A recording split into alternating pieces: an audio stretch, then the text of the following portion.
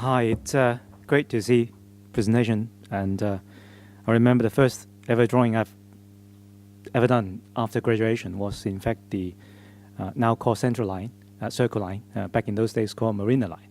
And the first drawing I ever did when I came back to Hong Kong was in fact the Sha-Tin Central Link.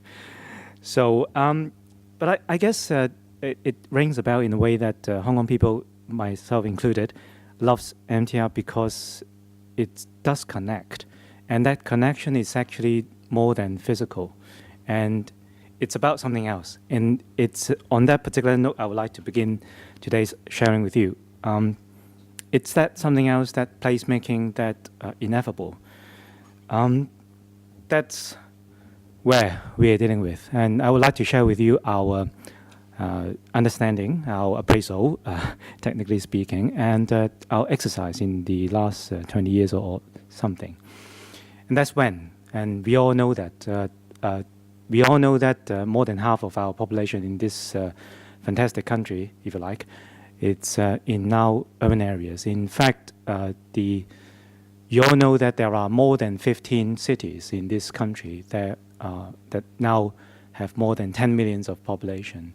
And the top four alone accounts for 110 million.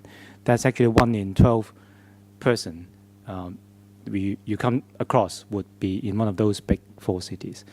And somehow we, of course, have to connect these cities. And when I have to deal with our younger colleagues, especially at school and in the office, they told me that they don't see connection, they see disconnect. And some actually chose the route to protest against this disconnect. And we see roads and stuff, and colleagues of our Beijing office also told me, well, they actually don't see roads. They see the other side because they can't see. Now, I would like to share with you this particular side. It's actually from The Economist. I think this beats me twofold in common sense. The first is the geometrical definition of ring. I had a difficult time teaching my kids, I think, what actually ring means in circle. Now, back in the days when I first came to China, 93, there was a third ring road. The fourth is actually being built. A ring actually looks like a ring. Now, you see this fantastic shape, which I do not know how to describe, is now the next ring road. And I would have difficulty teaching my kids how that actually mean. And the second half of that slide is a reverse logic of common sense. You see, in general, the bigger the population, the denser the city would become. Unfortunately, or fortunately, if you like, in our cities, the bigger the population, Beijing in particular, the less dense it is. So it actually asks us to reflect on how we use our land, how we build our systems, how we even sort of surface. So that's a graphical representation of how we compare our cities in geographical dimensions. You probably couldn't even notice where Manhattan looks like. You probably need a spectacle to do that. And then vastness of some of our cities that we have to deal with. And if you put in the population, it's actually not that crazy. You actually have that little dot housing almost the comparable amount of people versus that massiveness. And if you were to do a quick diagram on population, our colleagues had a difficulty. It doesn't actually show on projection. If you have 100% red at Manhattan, that's how not dense, or the reverse of dense, that city looks like. And in terms of car ownership, it's quite the reverse. So I guess that shows us graphically what it is in physicality. And that's apparently the kind of thing that we deal with. And the dream home that we now have on TV, apparently we love non-places. I guess one of those old, with due respect to French, old French men would say that's actually non-place. Well, when Mark developed this term, non-place, is actually about transit. But I unfortunately found it's not just transit. It's about non-place. being a closed narrative. And when we have a closed narrative, be it a transit or not transit, it's not you, it's not me, it's actually not someone else.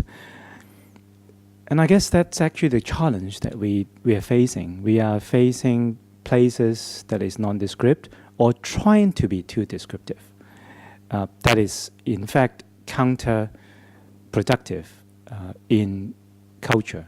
That actually tells you exactly what this place is about, the exact identity, how you are going to experience it, and what we are going to talk about. And I guess that's the problem that we are also facing.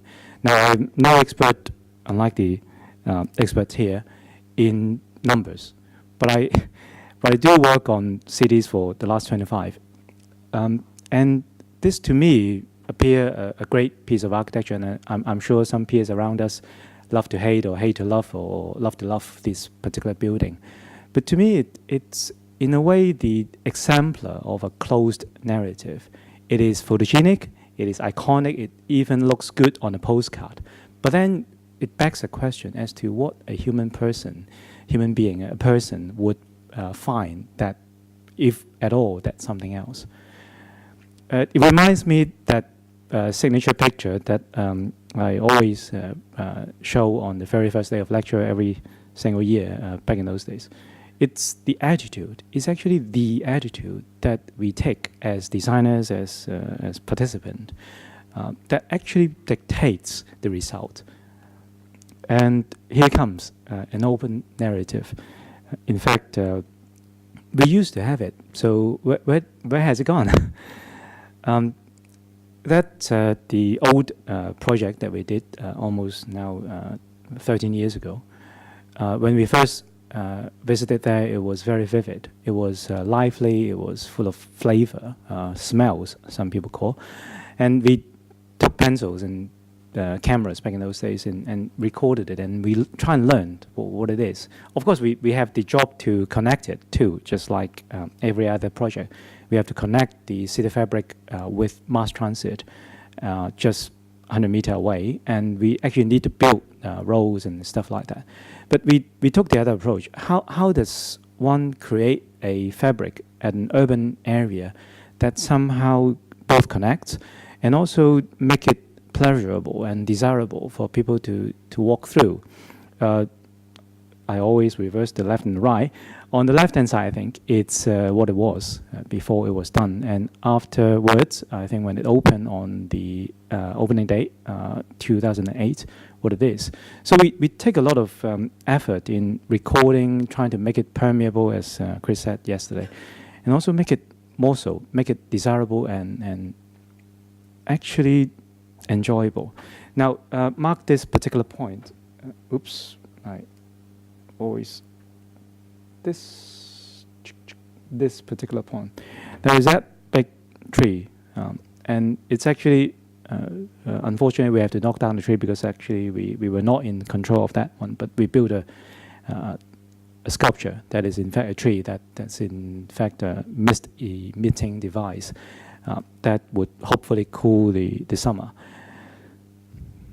And that's what it is. And I think we ourselves love this particular picture the most because it's not the most glorious. In fact, some of our fellows, especially the tenants, would tell us it's ugly, it's smelly, it's chaotic, and all that.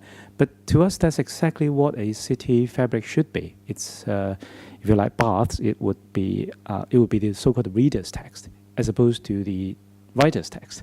It will be the reader's text so that you, as a person, I as a person, can actually take part into it and make a story our own. And we actually spend time sort of going through behind so-called the Great Wall of China, the social media, what people say about this place, and we map it. And we found, I'm sure now Foursquare does it a lot better, but that's actually before Foursquare. We counted and we also mapped how people say about these things. And of course, this famous official, which I really don't want to talk about.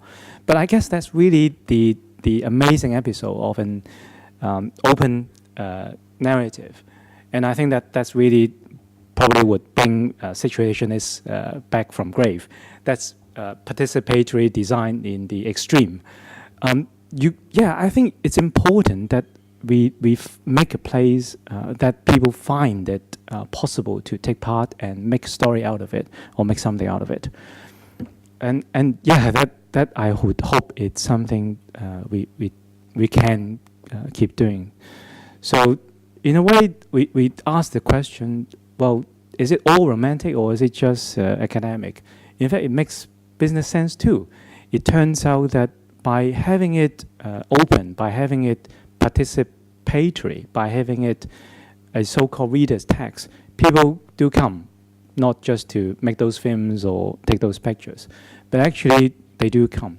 So it actually makes business sense. And in a way, it goes back to the first day of my second part of my school, that somehow if we make a public realm vivid and make a public realm not just physically available, but make it vivid, make it participatory, it is actually possible to become something else.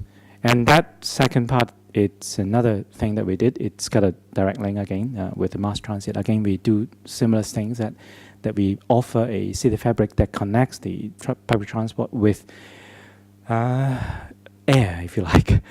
And when we offer streets, lanes, and courtyards, and squares, and things like that, I guess it's actually not physical per se, despite we were trained to do physical things. It also offers a place to remember, to identify, to walk, and make it desirable to walk. The one thing I do like about this project is this particular piece in Chinese context is called 智库. It's the 1,000-year-old version of Instagram. Is that you write a piece of wish or paper or message and you put it in that oven-like space and you burn it and share it. Of course, back in those days, it's actually not profane. It's actually holy. I'm not sure whether it's now holy anymore, but also mark this particular sculpture, a walking person. And on that particular note, I congratulate and thank colleagues involved in making art on our project. And I think that's important. It's important for people to find it enjoyable and also identifiable when they walk.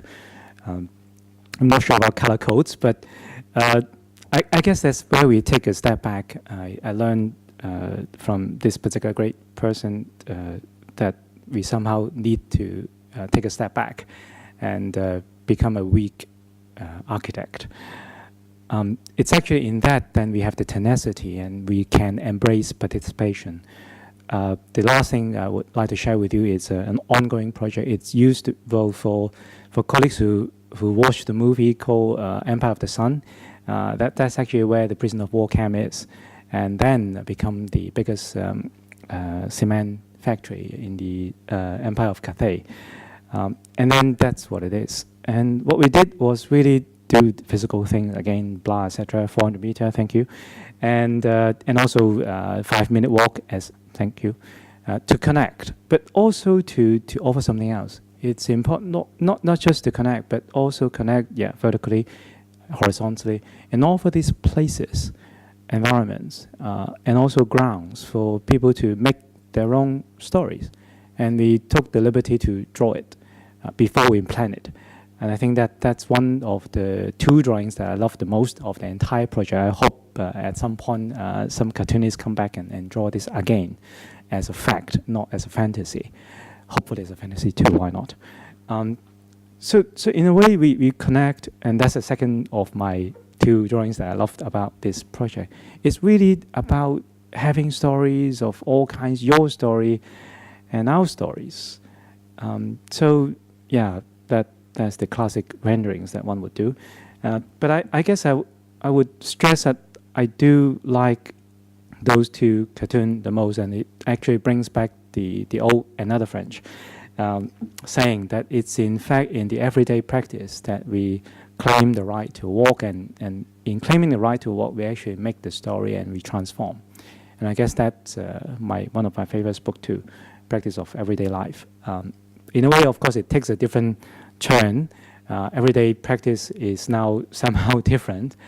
And looking into the future, I guess the so-called narrative planning or the open narrative would take a more prevailing role in our approach. It's that walking man, you notice the little kid trying to mimic and trying to learn. And to me, it's the most important because my 2 1-year-old are just walking. And to me, it's important that somehow we collectively not just allow them to walk, teach them to walk, and make them possible to walk, but also make them love to walk. And I guess if one thing is that all these projects that we love and we love to do is that we offer a chance for people to discover it is actually pleasurable and is lovable to actually walk, not just possible to walk or forced to walk. So thank you very much indeed.